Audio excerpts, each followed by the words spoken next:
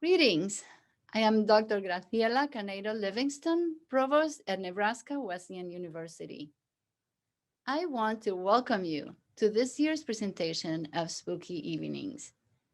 We here at Nebraska Wesleyan are excited and proud of this event that brings together scholars, artists, authors, and filmmakers to discuss the topic of horror in its various manifestations across the arts and the humanities.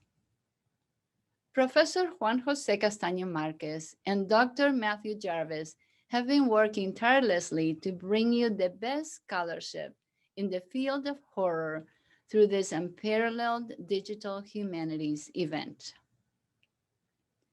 I would like to acknowledge the generous support from the Nebraska Arts Council, Humanities Nebraska, and the Nebraska Cultural Endowment that helps make quality programming like Spooky Evenings possible. Again, welcome and enjoy this presentation of Spooky Evenings.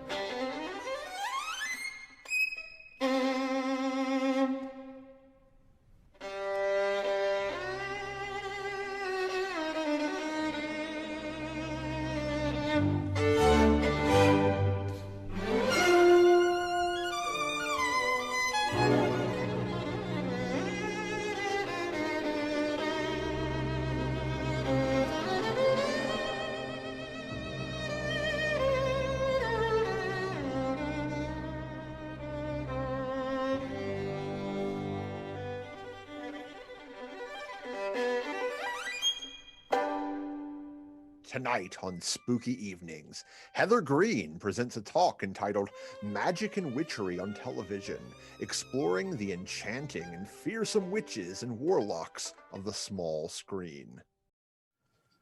And we're live. Welcome back, ladies and gentlemen, and welcome to my guest, Heather Greene. How are you tonight? Okay, doing great. Thank you for having me on here. This is wonderful. Our great pleasure. We're glad you could join us. We learned last night that this was the perfect night to have you because it's Thursday night. Okay. So we learned that witchcraft is sort of like at its most potent on Thursday as this opposite to Sunday. So Okay. That's a new one I've learned, but okay, fair enough. Yeah, it's apparently a medieval tradition that we learned last evening, which I didn't know until last night. And I was like, oh, I'm so excited. Heather Greene will be on tomorrow night talking about witches. So we'll be talking about witches on a Thursday. Perfect. That is. Okay. I see you've got quite a bit of Disneyana behind you as well. I see Sorcerer McKee, and I see the Evil Queen and her alternate ego as well. Yeah, I adore the Disney witches. So and all their movies are princesses. So yeah, I've got a few floating around in my office. They keep me in check. Very cool. Well, I invite you to give us your talk. We're all very, very eager. Wonderful. Thank you. I'm going to actually just hit the share screen so we have something more interesting to look at than our faces. So let me just do that real quick for you.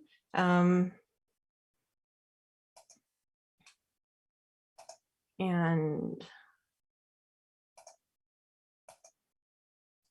there we go. So I trust that you can see that. So you've already introduced who I am. So my love in both journalism and in study is witchcraft, religion, the occult. And so my new book has just come out, and this is going to be a little taste of what's inside. And I'm specifically focusing on television today because typically when people talk and analyze entertainment, fictional products, they look at film. Film is sort of like what we automatically go to examine, especially from a cultural perspective. But television really is just as, if not more, influential, particularly in this case, when it comes to witches and the representation of witches and witchcraft in American cinema and television. Television really takes a very plays a powerful role in that representation as it changes specifically. So that's what I'm going to give you a taste of today. So basically, just a brief idea of what I'm going to talk about. Television's influence comes in three primary forms. First, as a dissemination of cultural products. So it was a feature, it was in the home, it was disseminating these cultural products within a safe space, within the family. So that's one way it did that. The second way is the production of three of the most famous American witches. So we're going to talk about those three witches. And then the third way it does it is in changing, forcefully changing the negotiation and the understanding of what witchcraft and magic mean within our culture. Television did this more so than film. And that the negotiation and the renegotiation and the imagination of what it means to be a witch and to practice witchcraft. So we're going to look at that as well. And of course, this is going to be a quick talk. There's a lot more to it, but I'm going to give you a little taste. So first, we're going to go to the most obvious film that we all know, and many of us love, The Wizard of Oz, 1939, probably the most influential, and I would say absolutely the most influential witch film in our culture, with two of the most influential witches. Now, this is an example of how television changed the face of what we understand to be a witch. So basically, the background is prior to 1939, The Wizard of Oz as a property was largely considered box office poison, and it was adapted a number of times after the books had come out. The books were popular. The movies that were made after that were not. And like I said, it was considered box office poison. MGM picked it up in 1939 to match Snow White and the Seven Dwarfs, which had come out in 1937. All the studios were doing that. And like the previous adaptations, the 1939 film was not popular. It was just okay. It was too scary for kids, too silly for adults. It really didn't find an audience. And so it had average reviews or less than average. And it sort of just, that was the end. Everyone moved on. There was very little influence in the 1940s. Very little, just a tad. That all changed with television.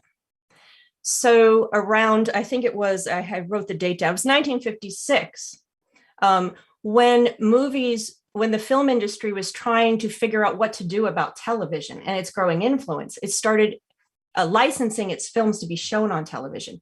And so MGM did this with The Wizard of Oz to CBS in 1956. And it was reasonably popular. You know, this audience had a sort of a nostalgic idea that they had seen this as a kid. Now they're coming back to see it again on television. Then again, CBS aired in 1959. And for 32 years after that, it was aired on television year after year, coming into the home as part of a holiday special. It became a regular event, really. And people looked forward to seeing The Wizard of Oz around Halloween. The last airing, I think, was 1991. If I'm doing the math correctly.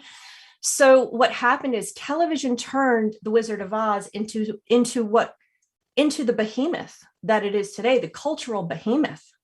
It may have just languished away. It may have just been one of the many classics that Hollywood produced at that time. It may have been forgotten, like many of the other films, like The Silence. Television changed that. And the influence that The Wizard of Oz had as it became more well-known and more beloved, is unmistakable. And I'm just going to give you a couple. Let me see if this, yeah. So on television, you had not only the adaptations, the airing of the actual movie year after year, You had Margaret Hamilton by the 70s starting to appear as the witch, as you can see in Sesame Street, Mr. Rogers, Paul Lynde's specials. So she started appearing as a witch or as the witch, the Wicked Witch, or just coming on like the Mr. Rogers show as herself talking about it. She became an icon in and of herself, again, on television.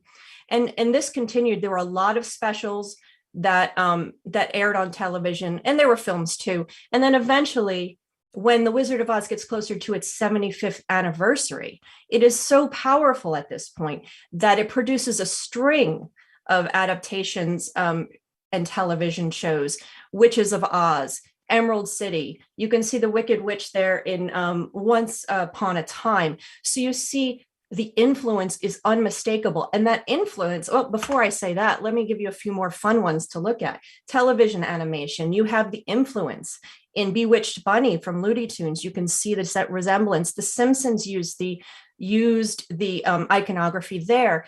You have adaptations as well. So these are just a sample. And it was television that did this, not film, not Hollywood. It was television. Television turned this little film that was not very popular into something that is incredibly powerful, not only in its own text itself and the replaying, but extra textual. You see it on Broadway, you see it across our culture. And the two witches are two of the most recognizable and popular witches today in fiction, film, and television. But beyond that, now, of course, television did that to a lot of other products. This is just the most obvious and also the most powerful when it comes to the representation of witches. Now, the next discussion is, if you have the Wicked Witch and Glinda as the two most popular or two most influential witches in American culture, the next three are all television witches. They're witches that came to us first through television. And so let's start with the most obvious, Bewitched. Now, probably a lot of people listening to today have seen her, Samantha, have watched at least one episode of the show and know who this is. However, her show is limited to the 1960s and early 70s. It ran for 8 years. It is, with Charmed, the longest running television show with a witch. And Bewitched was a popular, well-made sitcom, funny, fun. Everybody loved it. It was very imaginative. However, the producers at the time said something that's very interesting. They had said that you can do more in comedy, and I'm not quoting them precisely, but the gist is there.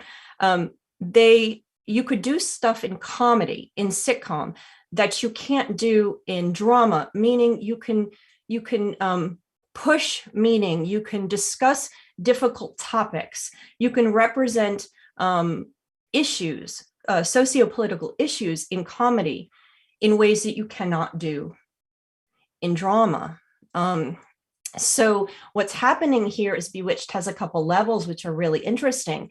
You have a feminist conversation through this character of Samantha. She's trying to negotiate her role as a mother and also as a daughter, and whether to use her power or not use her power. She's trying to be a June Cleaver and put away, and what did they say? Kick her witchdom habit. Witchcraft here is an allegory for a woman's power. So you have that conversation going and being negotiated through the character of Samantha herself. You also have a second layer that's very interesting. And you've got to think about the time that this was made. And this is one of the reasons it was so popular, is that you have two families from different cultures, from different worlds, coming together in a family, as an extended family, and having to negotiate that. You have the witches and you have the humans, and they come together.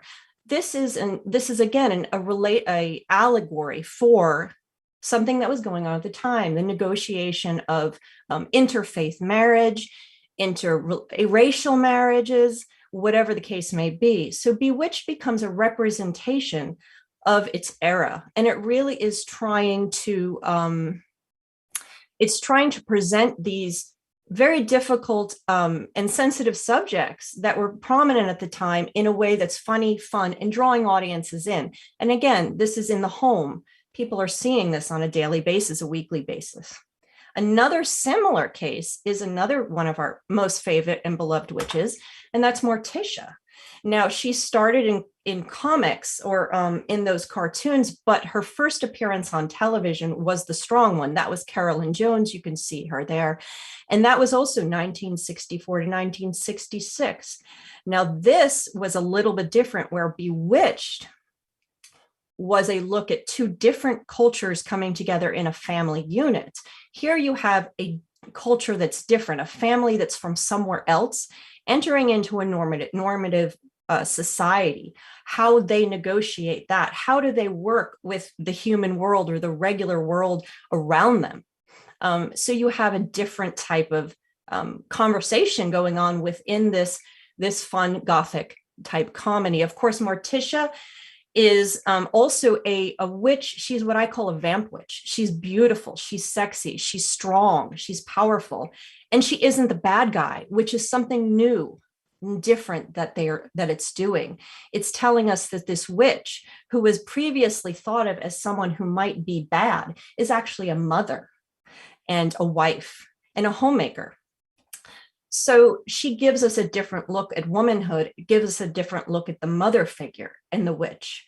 Of course, the Addams family didn't last as long, and her and the endurance of Morticia in our cultural mindset comes from the continual adaptation. So you had the 60s, and then again in the 90s, she was done when witch films were popular, and then of course, more recently. So she continues to endure.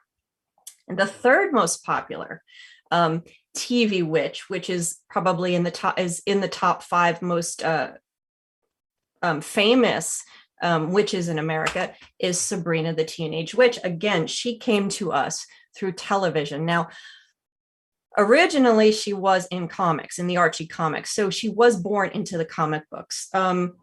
And she wasn't supposed to be long lasting. In fact, they said she was just going to be a one-off in one of the comics, and that was the end of it. But she was popular. People liked her. So she continued in the comics until she was picked up for Saturday morning cartoons. Some of you may remember, that are listening may remember, and how much fun that was to get up Saturday morning and watch the cartoons. Sabrina was a part of that. That's her first introduction into the television world. And she endures through the 70s. And there was Sabrina and the Groovy Ghoulies. There was the Wacky Races. She was in Josie and the Pussycats. She was in the Archie Hour, Sabrina and Archie. So there was a number of television shows that she appeared in, and people really enjoyed her character as the friend, the girl next door, the teen. So then she disappears, and then she reappears in the 1990s, and that's when she really hits the big time. Sabrina the Teenage Witch from 1996 to 2003 is one of the most popular teen witch narratives and shows that was produced, and it is now celebrating 25 years. I know they've done some interviews with the star, who is right there with her cat Salem. And this show was brought back and was popular during what some academics have referred to as the girl power movement. During the girl power movement, some people view it as a feminist movement, another feminist movement, and others an anti-feminist movement. It's this concept that girls have arrived. We've succeeded. We've achieved what we need to achieve. We're now equal, and now we can do anything we want. Girls can do anything we want. And Sabrina is usually the example of that. You can be a witch. You can be a vampire slayer. Think Buffy. You can be anything you want. And this was very common during this late 1990s. And there were a bunch of shows. There was music. There was a lot of cultural products that are sort of aimed in this direction, and Sabrina was one of them. And the show is famously popular. Okay. Then by 2003, as times changed, the show eventually ended. And The popularity, though, did cause the that's cause is not the word, but it did encourage and inspire some animated shows made in different countries. They were not popular. They aired few episodes, and then maybe a year. One of them is the Sabrina the Animated Series. And then those disappeared, and then Sabrina comes back again more recently. Okay, and you can see her winking right there. This Sabrina is was originated in a graphic novel. This Sabrina takes a totally different turn, a dark turn. She's not evil. That's not what I'm saying. Is that the entire concept, the chilling adventures of Sabrina, turn the whole Sabrina on her head, turn witchcraft on its head, break boundaries, challenge things we know about witchcraft and magic and teen girls. In doing so, they're having conversations that are very current to our to what teens really are trying to, are dealing with in this day and age. So Sabrina, The Chilling Adventures of Sabrina, I believe it ended this year, is a very different and very innovative way to reimagine a character that's lasted since the early 1960s. So that is the three most popular witches, three of the most popular witches in our culture. And again, these all came from television, whether they endured over time or whether they were a very point in time powerful cultural product like Bewitched. So now we're going to move on to the third way of television has influenced the representation of witches and witchcraft. And this is how television products have changed our understanding of what it means, what witchcraft means, what magic means.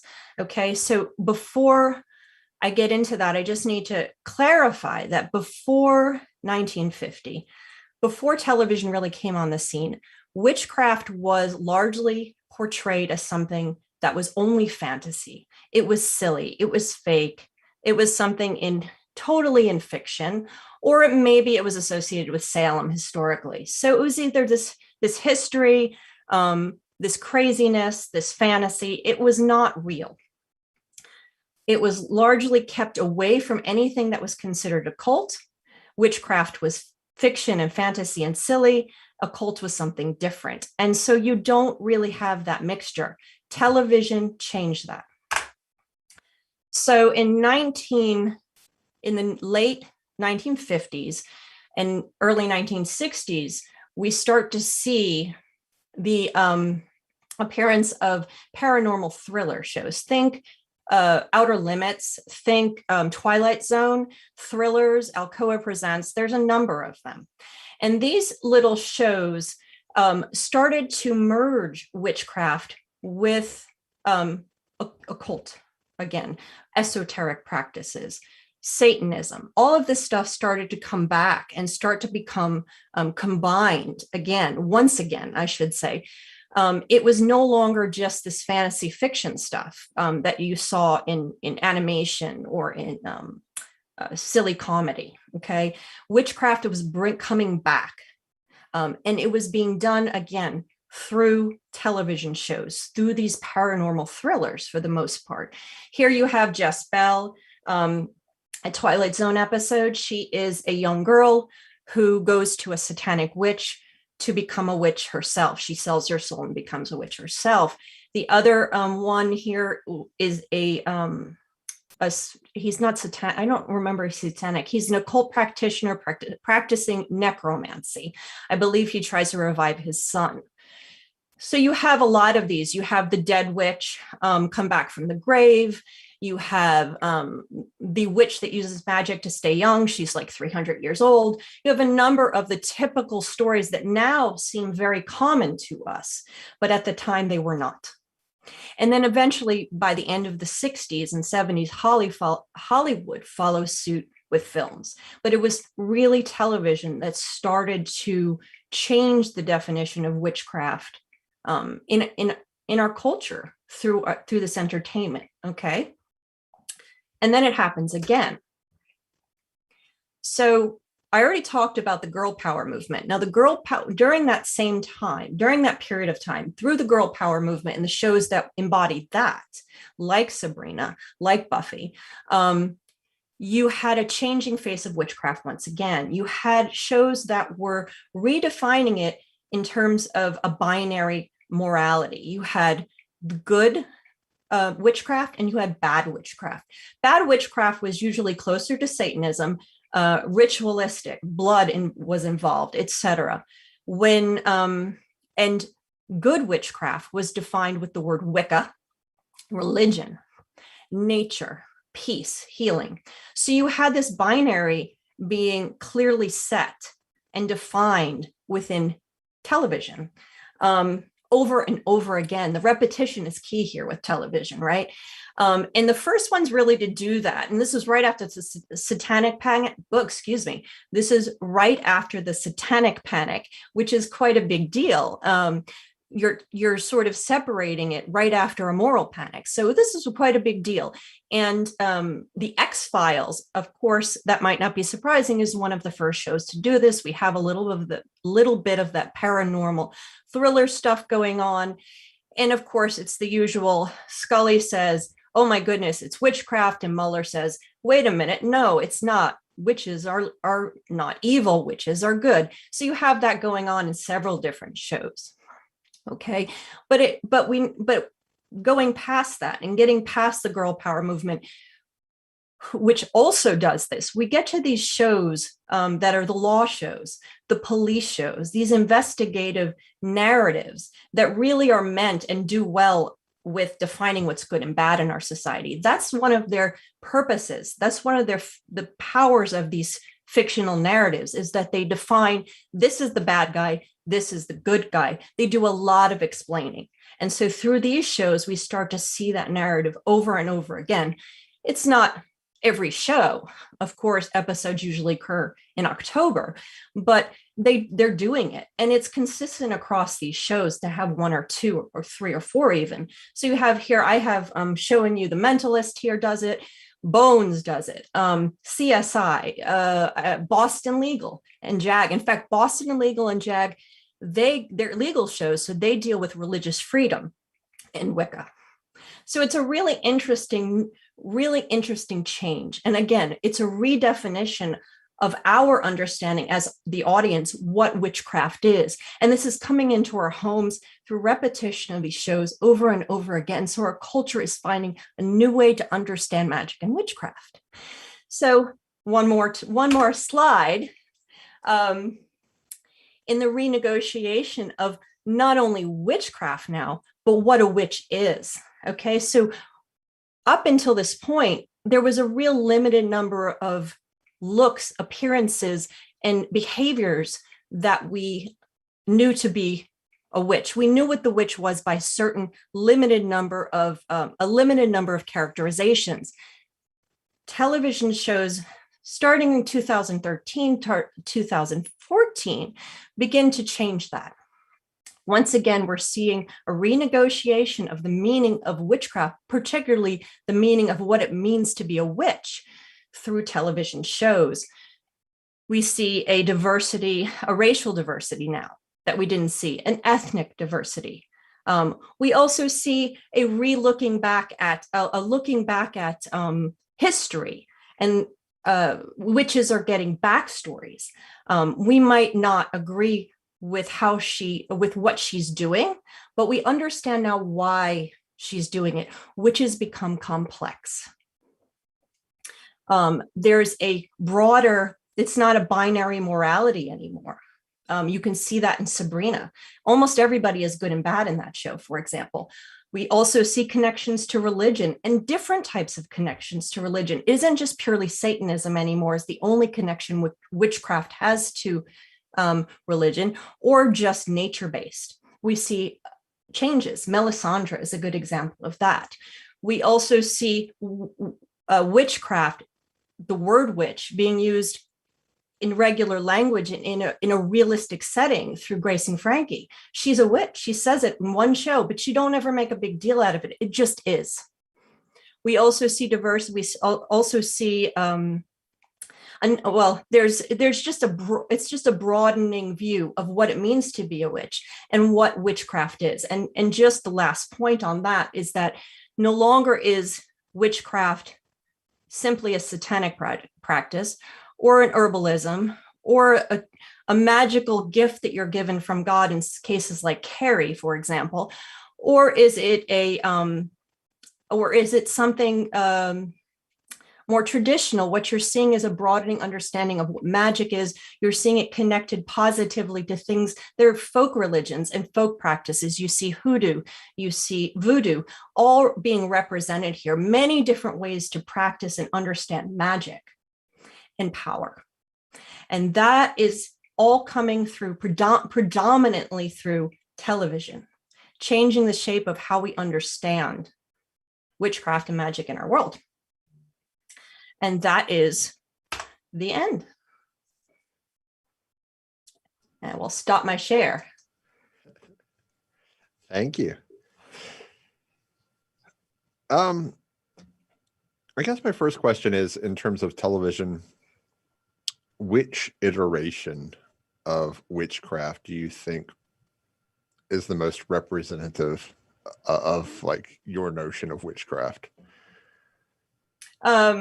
Well, I think, in terms of in terms of modern practice, in terms of real witches out there, that's hard to say because no fictional television show captures it well. I think they all have pieces of it that really do capture it. But I think that Frankie in Grace and Frankie, I could see her on the street.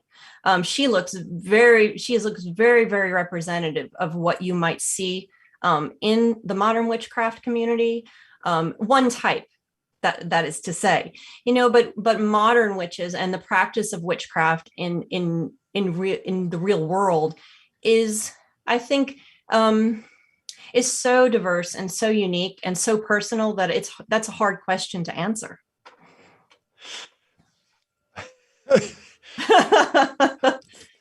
Well, I mean, conversely, then, what representation of witchcraft is the most detrimental? That's a great question. I think the most detrimental is probably when they start to do the satanic stuff without any caveats. So meaning the 1970s movies, really, and this is not television, but the 1970s horror movies really just landed witchcraft in the satanic realm, which is based on the old religious tropes that have been handed down for centuries. You see a little bit of that in the paranormal shows. So in those paranormal shows, they were really precursors to those films. And so you see a little bit there, but because they're television shows and because they have that horror super fictional sensibility, they're not terribly detrimental. They're shorter, but I really think it was the perpetuation of the horror films, which were way more exploitative when it comes to a number of different things. And so I think that is those are the most detrimental. You see them again in the 1980s. And again, that's all film. Sure. I mean, but is there a single representation of the witch on the small screen that makes your skin crawl? On the small screen, not really. Okay. Not really. I'm pretty open-minded, and I do see them as fiction and pieces, but no, I think the skin crawling witches that bothered me really came from the movies, not television. So pick a movie I mean, I'm not to get too off topic, but then can you tell me which movies you're thinking of? Just so I can... I think Witches of Eastwick, there's parts of that movie I really enjoy. But I think for a lot of reasons, it's problematic for modern witches and just for women in general, because a lot of cases in television and in movies, witchcraft and Magick are allegories for women's power. And so in shows like and Hocus Pocus is another one. It's a lot of fun. Luckily, that one is so caged in comedy that it's not nearly as problematic. But The Witches of Eastwick has some problems. So I would name that one as a popular film people might know. Are you again, not to stay on film too long, but are you a subscriber to the theory that Lords of Salem is a remake of Hocus Pocus? Actually, I have not seen The Lords of Salem, so I Okay. cannot answer that question. Okay, that's fair. It is funny because I'm blanking on a David Lynch film title. That's terrible. It's the David Lynch film with Nicolas Cage in it. Is a remake of The Wizard of Oz as well. I don't know why I'm blanking on that. Wild at Heart. Mm-hmm. Oh, it's been too long. Yeah, I taught a class on it a few years ago, about 5 years ago now. But yeah, so just another sort of weird transition. Mm-hmm. You do cast the idea of the small screen witch, you gender it towards female, and I'm just curious what the intent to that is and how you reconcile that around all the representations of male witchery on the small screen. Well, the female witch dominates. There are male witches, most certainly, but they are not as frequent, and they have definitely a different role in their characterization and their representation and what they're doing within the narrative. There are some fantastic male witches on television, of course, Uncle Albert being one of them. And you have all of the male witches in I think there was some in Charmed. There's secondary characters in a lot of cases. And then more recently you have, I'm trying to think of his name, in Chilling Adventures of Sabrina. So you have a number of really wonderful male characters. They're just not frequent. Sure. And that's film or television. And that's because the witch has been historically, way before film came to be, associated with women, and specifically with women who are misbehaving. It isn't true. I mean, I have like a list of TV shows that came to mind as you were talking. One of the ones that came to my mind, because you brought up the X-Files, another show that came out around the same time, a year earlier, of course, was my coffee mug, Twin Peaks. And the Black Lodge itself in Twin Peaks is ruled by sorcerers. And we see Laura Palmer sort of like spiritually join them as well. And there is this sense of transgression that I think has never been interpreted alongside a reading of witchcraft, particularly in television, with the Black Lodge, and the production of the female figure. And I wondered if you have any thoughts on that. I actually don't. It's been too long since I've seen it, but based on what you're saying, that sounds very right. If you have this subversive society and you have the woman getting involved, that would be very much in line with the narrative tropes of a witch, especially, a woman specifically. And so, that sounds very much like the show. It's like I said, it's been too long, and that one wasn't pulled out specifically when I was doing my research. It didn't stand out as one that needed to be included. I have my book, I delineate exactly what I choose and why I choose it. But yeah, I'm sure there's so many occult films that and shows that sort of dabble in this realm. But for my study, I had to limit it somehow. But that sounds exactly like a narrative trope that you would find. Well, I mean, it didn't even occur to me till you were talking too, because I was thinking about, what you were saying. And then it reminds me now, thinking about it, of the film Black Sunday with the woman's face being closed in the Iron Maiden, and then like seeing Laura Palmer's body dead at the beginning of Twin Mhm. Peaks, and then sort of like her legacy throughout the 3 seasons that, obviously have a 25-year gap in between. But now it's like got my wheels turning. So Well, yeah, it's and the witch traditionally is the defiant woman, whether she's doing it on purpose or not. And so this is her narrative, and that's why I gender her female most of the time, because 80% of the witches, if not more, are female. Okay, there are a few more recently that are trans, which is a new aspect, and there are also male witches specifically, but there's a different role when a male becomes a witch. And I say this in the book: when a male becomes a witch, he's searching for power over his society, his world. He wants to become the god figure, the leader, whatever it is. Okay, and he typically has a coven or a group.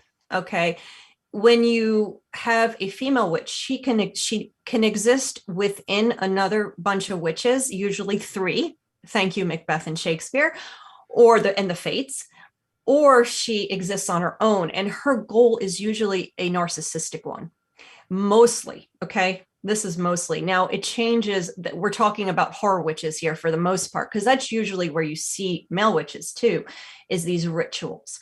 So it's a very different thing. Male witches are very different.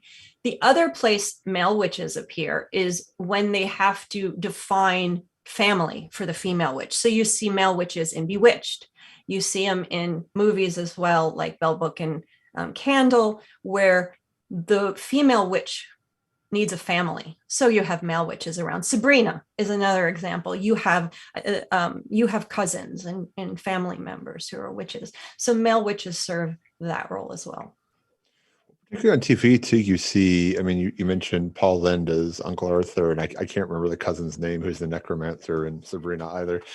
But I mean, they're both, I mean, Paul Lynde, obviously very campy, very queer. That character in Sabrina, a queer character. So you do have the maid to be sort of more effeminate in their representation as well. And that's true. You have, because the concept of the witch was considered silly in and of itself, the concept of the male witch becomes even more silly. It becomes even more comedic. So you see that going on before 1950, before television. And Paul Lynde does a great job as Uncle Albert there. And he is actually supposed to be read as queer. That was one of the things that was done. Another piece of Bewitched that was written into the text, and so he really served as a inspiration for the queer community at the time. So Bewitched had a lot going on, more than just a fun comedy, a fun sitcom. It had a lot going on that was very pertinent to the period of time, very progressive. I wonder, does he appear before the second Darren? And I don't Dick know. York? Because Dick York is gay. Is it Dick York or Dick Sargent that was the gay actor playing Darren? I can't remember who was first, but either, and I don't know. The second one is the one who is the gay man, though, in real life. Right. And I don't remember where Paul Lynde appears. I think he appears only in like 10 episodes total, but he's so memorable, as one of the family members. But yes, his role had that context going on as well. I just wondered if there was if he comes in with the second Darren, I'm wondering if there was a move to try to like bifurcate the sexuality towards this. Yeah, I don't know. I didn't study that, so I'm not exactly sure. Okay. But yeah, there was definitely that going on as well. It might interest you. Sabrina is actually being filmed right now. They've renamed it. It's the Occult World of Sabrina. As the reboot of it from the reboot. I was going to say, yeah. Well, because Archie's still around, even with the passing of Luke Perry and such. Which I found Sabrina, the reboot of Sabrina, much more compelling than the reboot of Riverdale. I did not see Riverdale, but I agree with you. I think the Sabrina show was fascinating. I think they did a really interesting job with it, not just for Sabrina, but because of all the tropes they were hitting. I mean, they were breaking all kinds of boundaries in that show. I mean, just the sheer fact that she was actually a devil worshiper, and that was okay, was absolutely fascinating. I mean, they really pushed the boundaries of a lot of stuff. And I loved how there was no character that was immune from doing something that was wrong. And again, they all did something good too. So it was kind of like this, just challenging, and they pulled in so many different elements of witchcraft that you see across the board, from black cats and the gothic stuff to the fantasy stuff to, I mean, it was just really well done, really. And I love the coloring. Really looked like the actual graphic novel. No, they did a good job with that with Archie as well. Though Archie Afterlife, that's the comic that has like, I've read articles recently saying that is the most horror-based comic currently in production. I mean, a lot of people will take exception to that, but that's a common belief right now about that. I do remember, the original Sabrina with Melissa Joan Hart, who of course, I think we're actually probably pretty close in age. We probably remember better from Clarissa Explains It All as our first iteration with her. But I do remember that was a Friday night power hour of comedy shows that was on. Yep. Comes out in 96. Spice Girls come out in 94. The Craft comes out in 94 also, I believe. We end the millennia with 1999 with the Blair Witch, of course. So you do see, as you point out, this swell of popular culture witchcraft.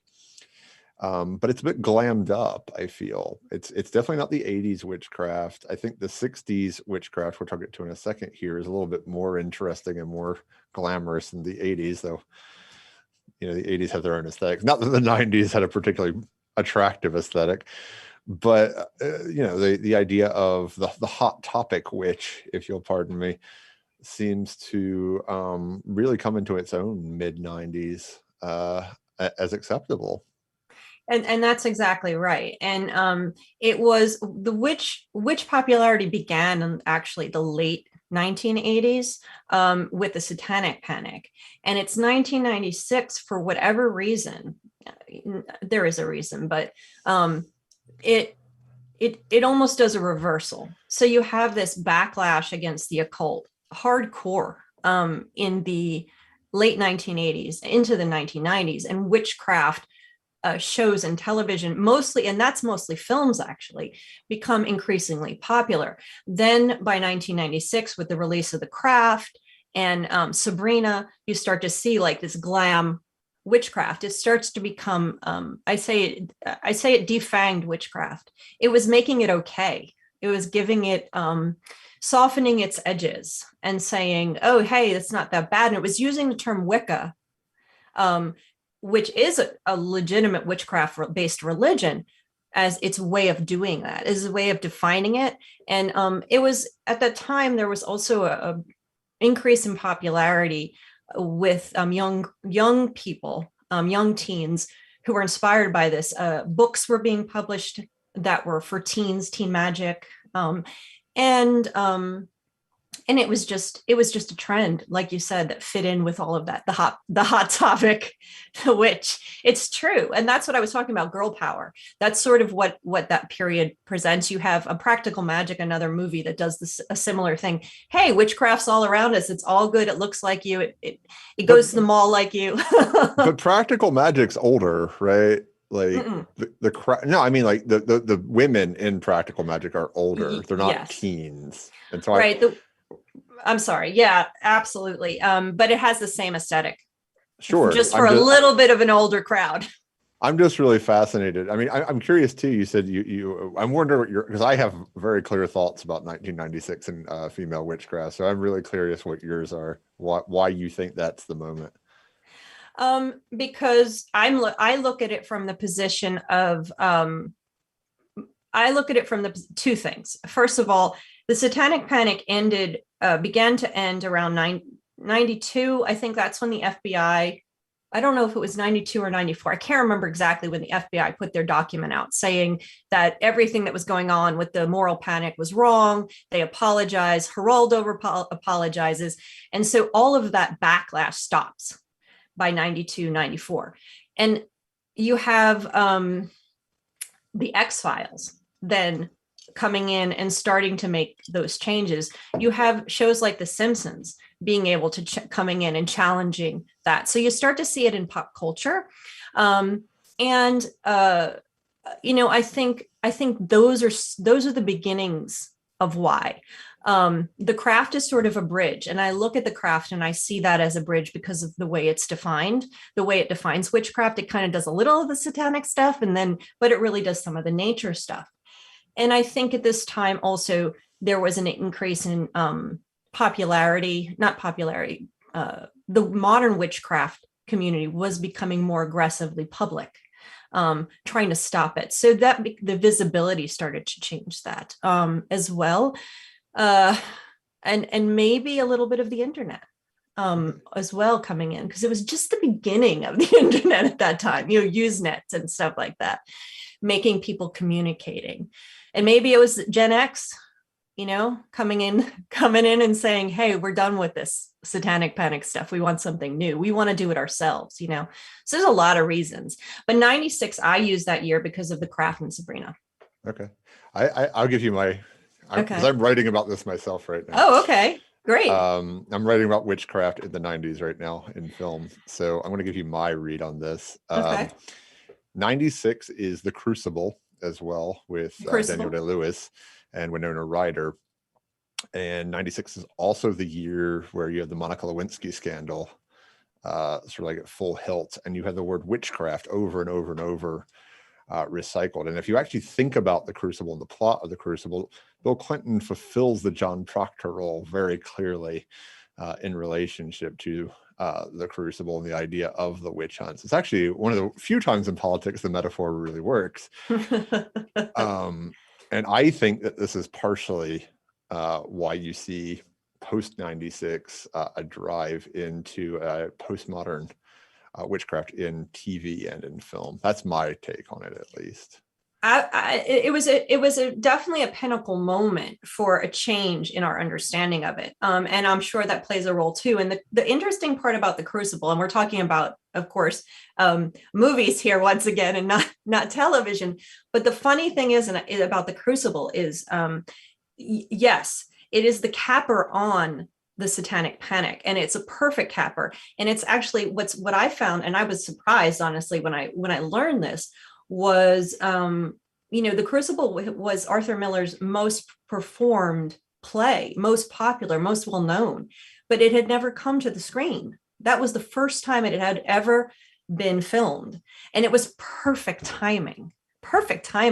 And actually, I think it was a New York Times reporter who asked him. He said he asked him specifically if he had done this as an allegory for the moral panic in the 1950s. And he said, no, it could be an allegory for any time.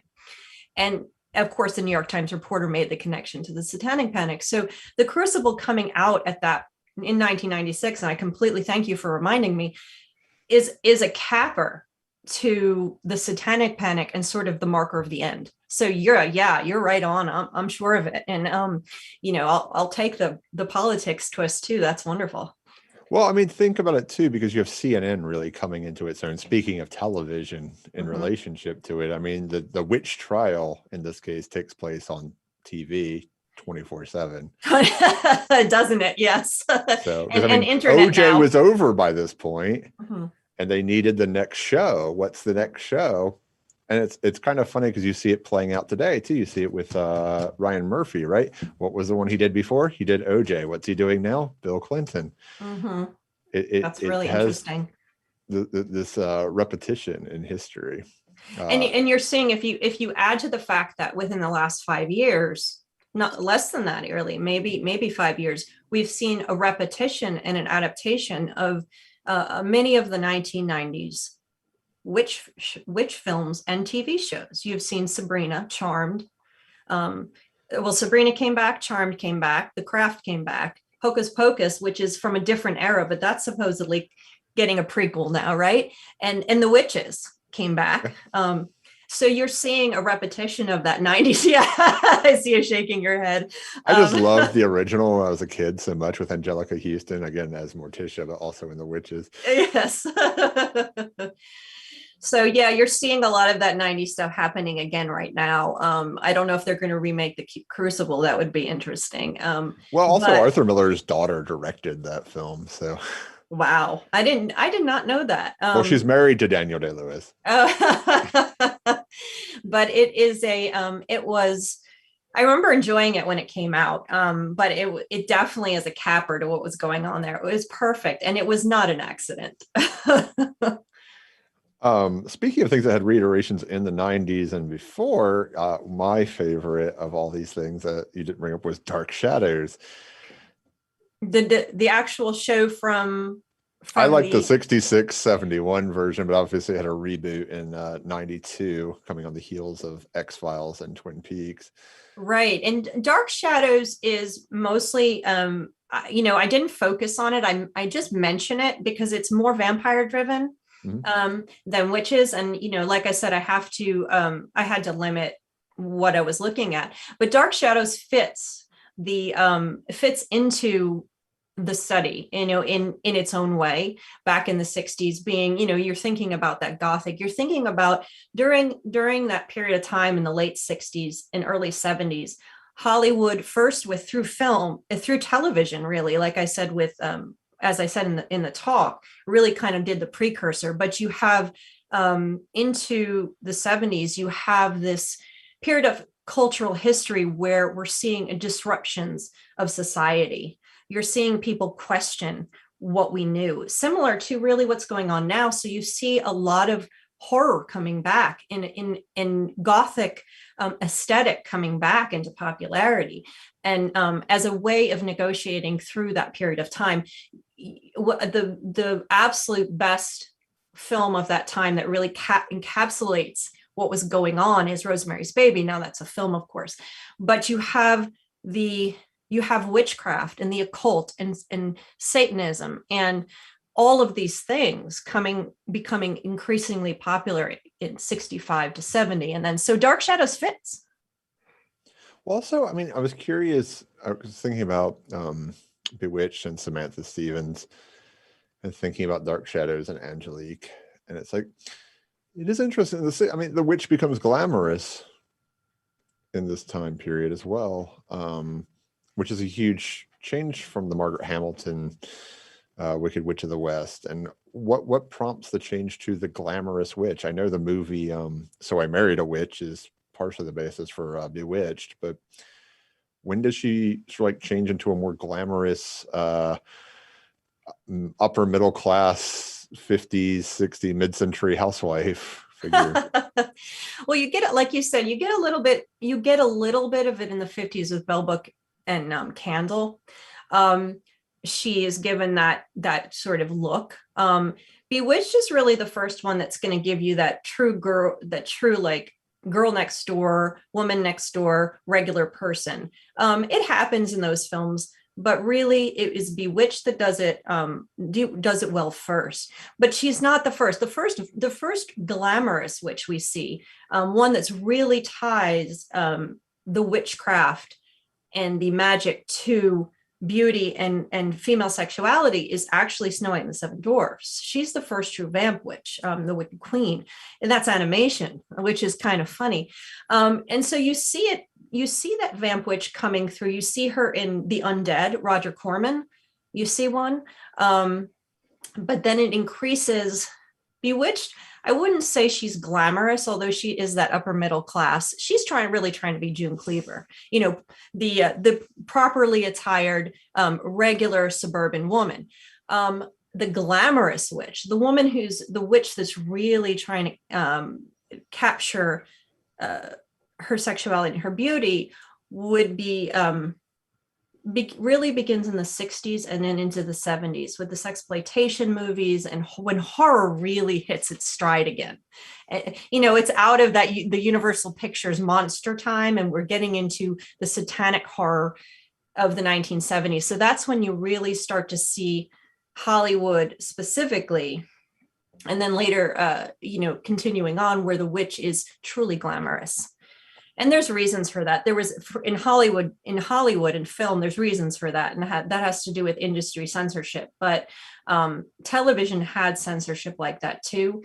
But so television captured the glamour more like Bewitched, more like like an upper middle class suburban woman, whereas Hollywood went all out with the expressions of glamour. I have a couple viewer questions tonight Sure. for you. The first one comes actually locally here. The Wizard of Oz did not seem to spawn a series of wizards as film and TV characters pre-Harry Potter. Why do you think that was, or am I mistaken?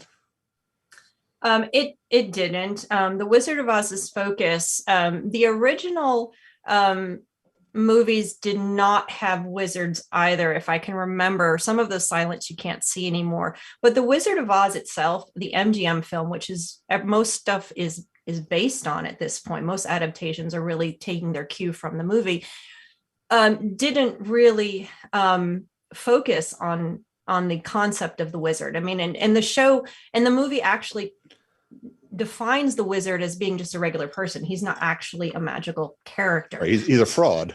Yeah, he's a total fraud.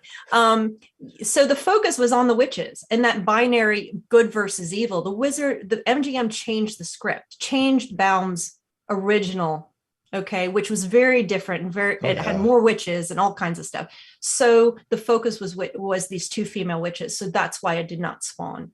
There was no wizard. There was no true wizard. Well, the Baum's a lot about, I mean, it's a gold standard. It's about DC is actually Oz. I mean, all these kind of things. Right. It's a totally, the books are different than what MGM did, but yeah, there was no real wizard in that case. Our future guest, Christina Santos, is asking us to talk more about Coven, which I have watched, so I can talk a bit about Coven. I'll preface this by saying that I think all of American Horror Story starts well, and then it just plummets at some point. And I miss Jessica Lange.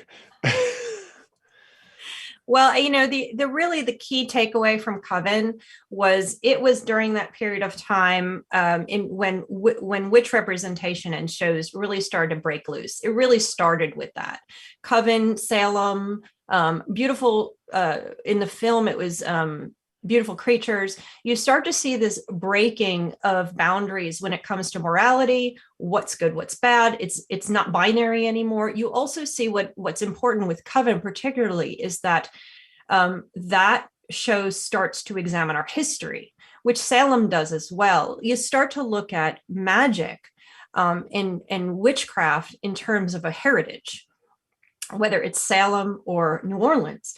You start to see a representation of New Orleans magic, not with the othering that's done in film traditionally. You start to see the representations of voodoo and the magic and spiritualism of that area as more as positive or negative if it's used as such. So you start to see a more complex look at witches who were otherwise either othered, ignored, or disregarded entirely. So Coven gives us one of the first looks at the more complex witch and the more complex view of witchcraft. And that continues. That's really the beginning of it.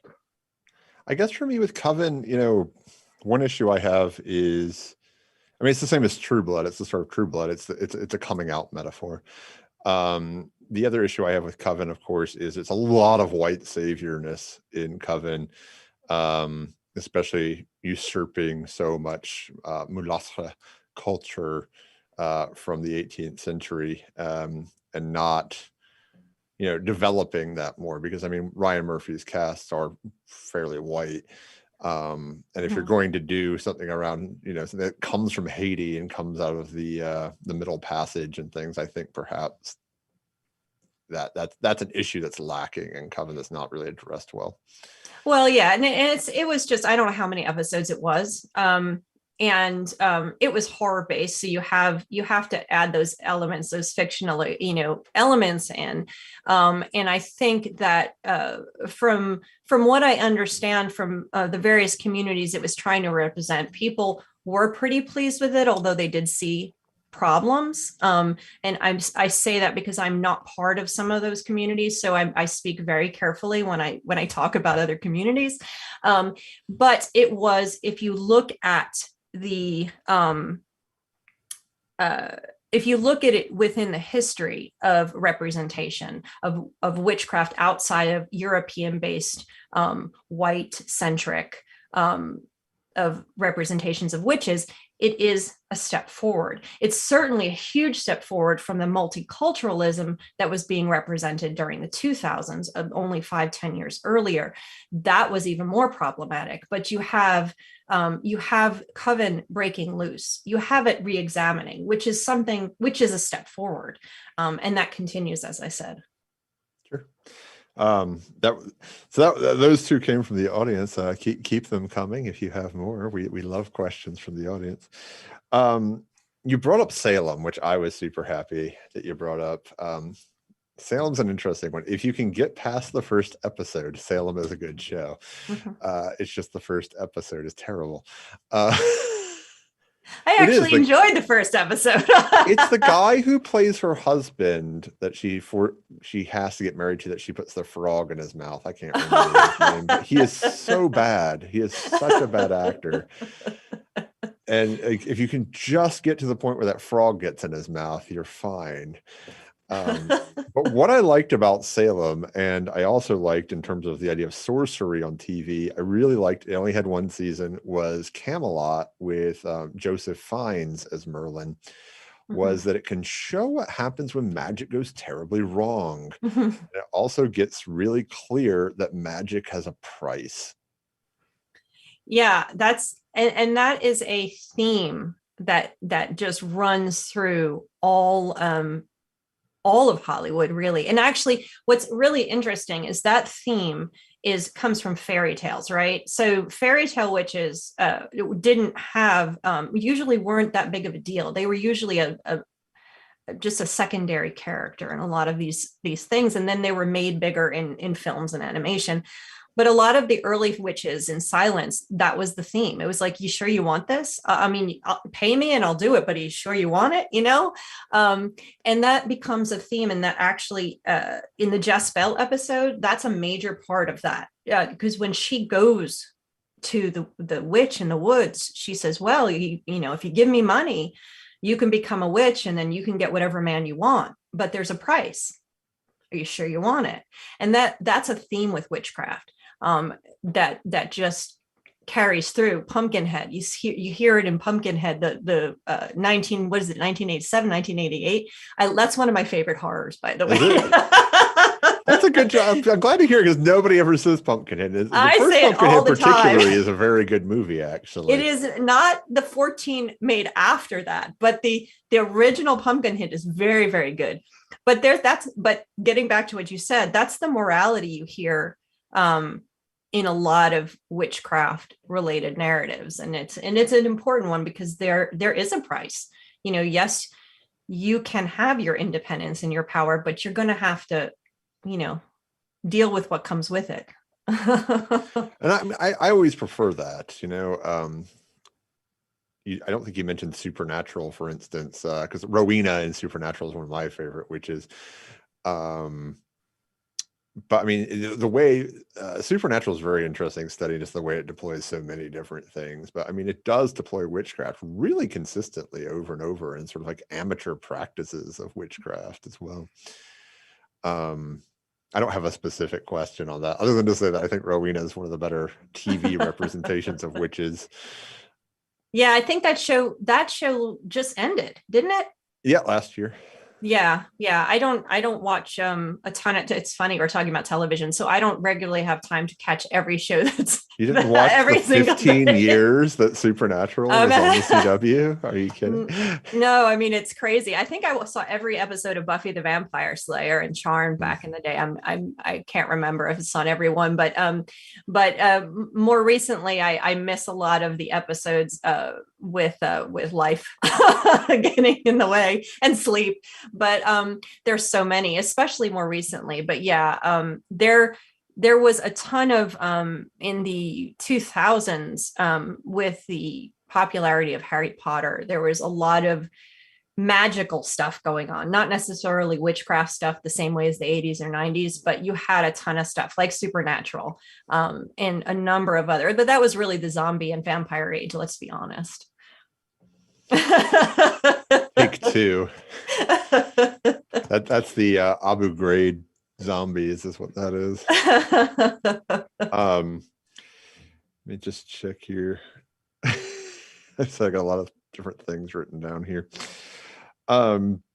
And now we have, of course, we'll see the Addams Family return yet again. We've got, I'm not sure if that's going to be a movie or a TV show. I'm not really clear on that. I thought it was TV, and it's hard really to tell nowadays since everything's really so much is just on the TV anyway, between COVID and streaming services. This streaming age sort of blurs the lines between television and movie. Actually, getting back to Coven, that was one of the things that I really enjoyed about Coven and Salem, is that they really took the quality of a good horror movie that you would see on the big screen and brought it to the small screen, and they did it really well. That's just an aside, but nothing to do with witchcraft. I just thought that those two episodes, those two shows really were able to capture that aesthetic very well. Yeah, the jump scares. unlike the way television typically does, Definitely. So I'm going to put you on the spot here. I'm going to let you pick between movie and film, Okay. since your book is on both. Favorite witchy movie or film? I always answer The Wizard of Oz because of its influence, because of its classic, because of nostalgia. I just love to watch it and I love seeing it. So that would be it. If I picked horror, it would be Pumpkinhead. But yes, definitely Wizard of Oz. Okay. So we're going to end where we began with The Wizard of Oz then. That sounds good. I want to thank Heather Greene for speaking to us tonight about witchcraft on the small screen. And I want to thank you all for joining us. Juan is dropping a survey into all the various chats. Please take that for us. Join us tomorrow night for Adrian Schober, who will be our intercontinental guest from Australia. I'm hoping definitely for no gremlins tomorrow. And as always, stay spooky. Thank you. Thank you. That was fun. There's so many different things. It's just, like I feel like you could spend a lifetime just. Absolutely. And that's why I had to, when I started the study, the first thing I did was create boundaries, just like any good scientist, so to speak. I had to create boundaries because there are so many representations of magic and witches and wizards and magical nannies and fairies, and you keep going on and on and on. I could still be studying and never write the book. Well, you brought up the Paul N special too in the 70s, right? Because you get both, you get Margaret and you get Witchy Poo in a skit with him. It's just, yeah, it's very funny. So weird. It's very 1970s. It's very 1970s. There were a number of them. I think the Lucy show, not I Love Lucy, but the Lucy did one too. That was, I don't know if Margaret. That's the hour-long version of the show. Right. And I think she did some kind of funky thing just like that as well. There was a number of like kid specials too that aired on television, like the Magic Christmas Tree, which has which uses like a Wizard of Oz-esque type feel to it, and isn't Magical Pancakes the what is the magical the magical pancake one. I can't I think of the name. don't know about magical pancakes. You don't know about this one? This was another special. It was I think a Halloween special about an old witch who lives in a